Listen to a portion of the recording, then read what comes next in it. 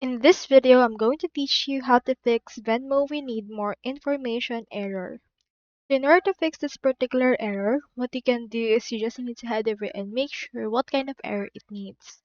So typically, a need more information error is something on your payment limit or on your actual account. So if you're trying to send a payment or bank transfer, make sure that you actually haven't reached your limit.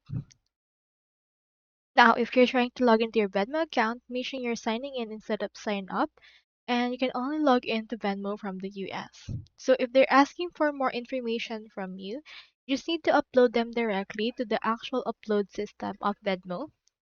And as you can see, if you have bad state errors, maybe because Venmo themselves is experiencing downtime or technical issues on their end.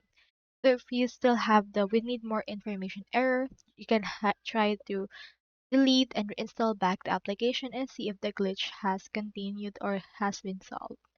So that's all there is today, and I hope this video helped you out.